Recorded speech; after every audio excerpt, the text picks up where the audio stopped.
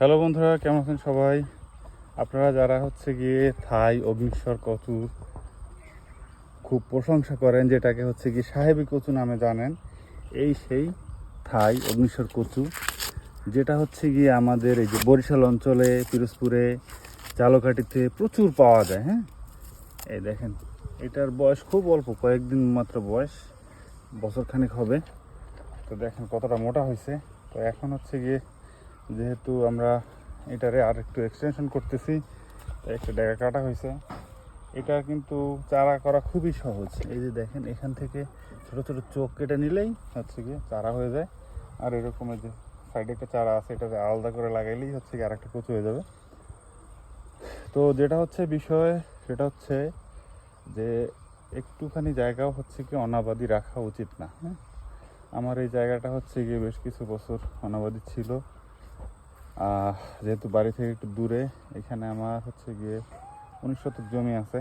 তো 19 শতক জমি, এটা এইখানে এইটা এই যে ধানা জমি আছে, এটা এটা চারপাশ দিয়ে একটা ভেরির মতো তৈরি করা হবে। আর হচ্ছে গিয়ে এখন কিন্তু এই যে কলার গাছ রোপণ করে দেওয়া হচ্ছে। তো আপনাদেরকে আরেকটা চমৎকার জিনিস দেখাই, সেটা হচ্ছে দেখেন এটা কি জিনিস। এইটাকে বলা হয় হচ্ছে গিয়ে রাফ লেমন। এটা কিন্তু টাইপ অফ মালটা। এর যদি রুটার স্টক আপনারা যদি ব্যবহার করেন মালটার ক্ষেত্রে, গ্রাফটিংয়ের ক্ষেত্রে, খুব চমৎকার একটা রুটার স্টক তৈরি হবে। আমরা হচ্ছে গিয়ে যে বিভিন্ন বাহিরের রুটার স্টক নিয়ে এত মাতামাতি আমাদের, হ্যাঁ, তার থেকে কিন্তু এই রুটার স্টক কোনো অংশে খারাপ হবে না। এই দেখেনি ভালো, কিন্তু এটা কিন্তু হচ্ছে গিয়ে আমরা এই যে মালটা দিয়ে না, এটা বাতাবির বীজ ফেলার পরে এই রেজাল্ট আসছে। তো এই হচ্ছে আপডেট। এখানে আমি যখন হচ্ছে গিয়ে ইন্টারমিডিয়েট পড়ি, তখন এখানে একবার কলা চাষ করছিলাম, তারপরে বেশ কিছু বছর ফল নাই ছিল। তো তখন হচ্ছে গিয়ে এখানে কিছু এই যে মালটা গাছ লাগানো হয়েছিল। মালটা বলতে এই যে এইগুলা বীজের গাছ ফেলাই রাখছিলাম। তো এখন তো ফল আসতেছে, এই রেজাল্ট। তো এইটা দিয়ে আমি যদি রুট স্টক করি, খুব ভালো একটা রেজাল্ট আসবে। আমি যখন ইন্ডিয়াতে একটা ট্রেনিংয়ে গেছিলাম ফ্রুটসের উপরে, চশমা সিং পরমার ইউনিভার্সিটিতে হামিরপুরে, তখন হচ্ছে গিয়ে এটা শিখছি যে হচ্ছে গিয়ে রাফ লেমন বা লোকাল ওয়াইল্ড যে লেমন, এইটা দিয়ে হচ্ছে গিয়ে আপনারা যদি রুট স্টক তৈরি করেন, তাহলে কিন্তু খুব ভালো রেজাল্ট আসবে। এই যে কাঠের গাছ হচ্ছে কি আমরা সব ফেলে দিতেছি। কাঠের গাছ ফেলে দেওয়ার কারণ হচ্ছে, কাঠের গাছ আসলে প্রয়োজন, কিন্তু ফলের গাছ বা আপনি যদি সব ফসল আর কি, সবজি ফসল যেমন কলা, পেঁপে, এর মতো যদি আপনি চাষ করতে পারেন, এটার থেকে কাঠের গাছ কখনোই হচ্ছে কি বেটার রেজাল্ট দিবে না। এই যে আমাদের দেশে সিরিজ বা রেন্ডি নামে একটা গাছ আছে, রেন্ট্রি নামে একটা গাছ খুব চাষ করা হয়।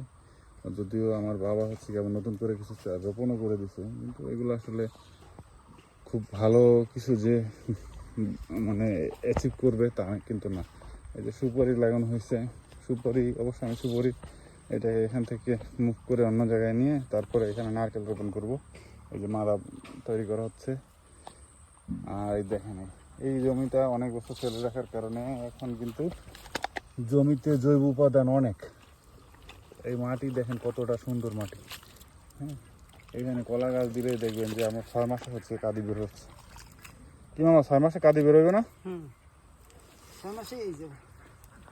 6 মাসে কাঁদি হইলে আমি সামনের বৈশাখে এই কলা বিক্রি করতে পারবো।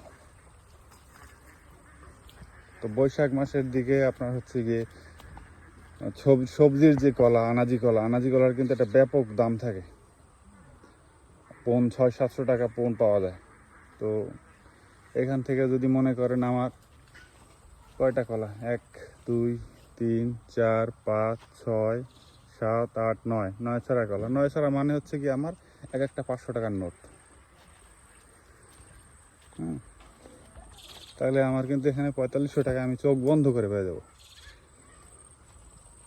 তো আপনারা কিন্তু এরকম জমি, নিচু জমি যাদের আছে, এরকম কান্দির মতো তৈরি করে বা ভেরির মতো তৈরি করে এখানে কলা রোপণ করতে পারেন, খুব ভালো একটা রেজাল্ট পাবেন। তো বন্ধুরা আমাদের জন্য দোয়া করবেন, যে যেখান থেকে আমাদের ভিডিও দেখলেন ভালো থাকবেন, সুস্থ থাকবেন, অবশ্যই অবশ্যই সবুজের সাথে থাকবেন, কৃষকের পাশে থাকবেন। ধন্যবাদ।